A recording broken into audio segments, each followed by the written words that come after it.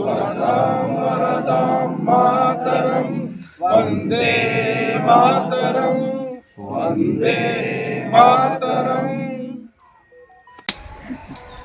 जय बोलो स्वतंत्र भारत की जय salute order salute order salute order बोलो स्वतंत्र भारत के जय बोलो स्वतंत्र भारत के जय बोलो स्वतंत्र भारत के जय స్వాతంత్ర వేడుకల్ని జరుపుకుంటా ఉన్నాం. రాజ్యాంగం అమల్లోకి వచ్చి 75 సంవత్సరాలు. ఆ రాజ్యాంగాన్ని సక్రమంగా పాలకులు అమలు చేయట్లేదు. రాజ్యాంగ లక్ష్యాలు నెరవేర్చబడలేదు. చాలామందికి ఆ హక్కులకు దూరంగా ఉంటా ఉన్నారు. ఈ దేశంలో భిన్న మతాలు, భిన్న సంస్కృతి, భిన్న వ్యవస్థలు, భిన్న ప్రాంతాలు ఉన్నటువంటి ఈ దేశంలో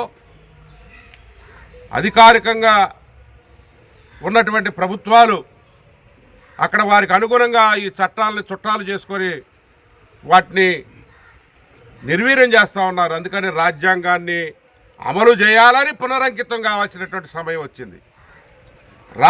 భారత రాజ్యాంగాన్ని మార్చాలనే కొన్ని శక్తులు కుట్ర చేస్తూ ఉన్నాయి. భారత రాజ్యాంగం పటిష్టమైంది. ప్రపంచంలో అత్యున్నతమైనటువంటి రాజ్యాంగం భారత రాజ్యాంగం. అందరికీ సమాన హక్కులు ఇచ్చారు. అందరికీ విధులు ఉన్నాయి. ఈ జాతుల్లో ఎవరైతే వెనకబాటుతనానికి గురైనటువంటి వారు ఉన్నారో 75 ఏళ్లకు కూడా రిజర్వేషన్లో మళ్ళీ రిజర్వేషన్ల కోసం పోరాటం చేసేటటువంటి దుస్థితి ఈ భారతదేశంలో ఉంది. అందుకనే చట్టసభల్లోకి మరి మంచి తెలివైనటువంటి వాళ్ళు రావాలి, చట్టాన్ని ఇంప్లిమెంట్ చేయాలి. చదువులేని సన్యాసులు, మూర్ఖులు, ధనవంతులు రాజ్యాంగం పట్ల, ప్రజా హక్కుల పట్ల, రాజ్యాంగాన్ని చదవనటువంటి వాళ్ళు చట్టసభల్లోకి వస్తూ ఉన్నారు. ఇది దుర్మార్గమైనటువంటి విషయం. ఎన్నికల సంస్కరణలు రావాలి.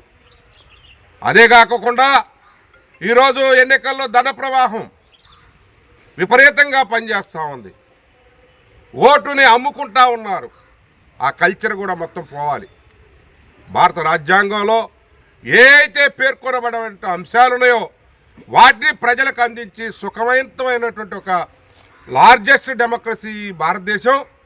ఈ భారతదేశాన్ని సుసంపన్నం చేయాలంటే రాజ్యాంగాన్ని అమలు చేయటమే. రాజ్యాంగాన్ని అమలు చేసేదేంటి? ఎన్నికల్లో గెలిచినటువంటి ప్రభుత్వాలు అమలు చేయాల్సినటువంటి బాధ్యత ఉంది.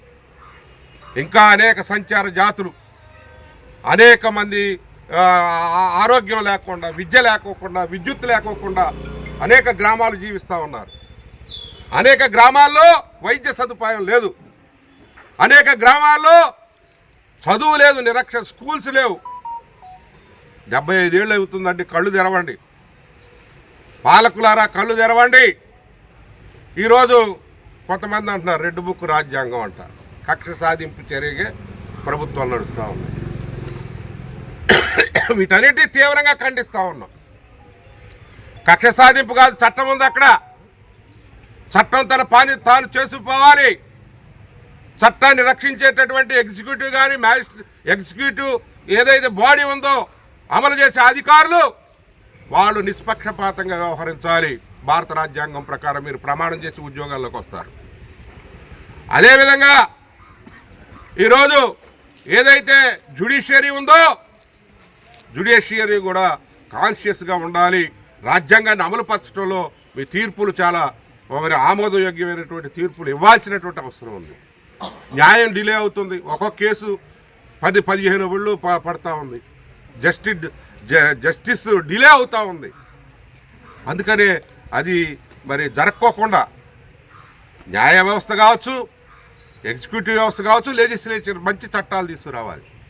ఈ అమలు జరగట్లేదు. భారత రాజ్యాంగాన్ని అమలు చేస్తే చాలండి. భారత హక్కుల్ని మతతత్వవాదులు చెలరేగిపోతా ఉన్నారు. ఇది లౌకిక దేశం, లౌకిక రాజ్యాంగం. అన్ని మతాలకి, అన్ని కులాలకి, అందరికీ సమాన స్వేచ్ఛ హక్కులు ఉన్నాయి. ఎవరి మతాన్ని వాళ్ళు పాటించేటటువంటి మరి ఇక్కడ సంస్కృతి ఉంది. ఈ సంస్కృతిని విచ్ఛిన్నం చేయడం కోసం కొన్ని శక్తులు పనిచేస్తూ ఉన్నాయి. కొన్ని రాష్ట్రాల్లో మనం దాడులు చూస్తూ ఉన్నాం, మూక దాడులు చూస్తూ ఉన్నాం. మనుషులు పశువుల్లాగా చంపేస్తూ ఉన్నారు. అందుకని భారత రాజ్యాంగాన్ని సక్రమంగా అమలు చేయాలని చెప్పి ఈ 76వ రాజ్యాంగ మరి ఏదైతే గణతంత్ర దినోత్సవం రోజున పునరంకితం కావాలా ప్రతి ఒక్కళ్ళు అని చెప్పి, కళ్ళు తెరవాలి, రాజ్యాంగాన్ని అమలు చేసుకోవాలి అని చెప్పి, ప్రజాస్వామ్యం పరడేళ్ళ మనకి మంచిగా అమలు జరగాలి. ప్రజాస్వామ్యం ప్రపంచంలోని భారతదేశం అతిపెద్ద ప్రజాస్వామ్యం, 140 కోట్ల జనాభా మించిపోయినటువంటి దేశంలో అందరికీ సమానమైనటువంటి హక్కులు ఇచ్చినటువంటి రాజ్యాంగాన్ని కాపాడుకోవాలని చెప్పి, కాపాడుకోవటం కోసం వైఎస్ఆర్ పార్టీ మా నాయకుడు జగన్మోహన్ రెడ్డి గారు పునరంకితం అవుతున్నారు. అదే మాకు ఇచ్చిన సందేశం. రాజ్యాంగాన్ని రక్షించుకోవటం కోసం వైఎస్ఆర్ కాంగ్రెస్ పార్టీ కట్టుబడి ఉంది. మేము పోరాటం చేస్తాం, రాజ్యాంగాన్ని రక్షిస్తాం. మా అధినేత జగన్మోహన్ రెడ్డి గారు అడుగుదాడల్లో తప్పనిసరిగా ఇక్కడ అన్యాయాన్ని ఎదిరిస్తాం, రాజ్యాంగాన్ని అమలు చేయడం కోసం పోరాటాలు చేస్తాం, హక్కులను రక్షిస్తాం, ప్రజల్ని కాపాడుతాం, బడుగు బలహీన వర్గాలకి అండగా నిలబడతాం, సంక్షేమాన్ని తీసుకొస్తాం, సమానత్వాన్ని తీసుకొస్తాం. అదే మా పార్టీ ఆశయం. మేము పునరంకితం అవుతున్నామని చెప్పి తెలియజేసుకుంటాం.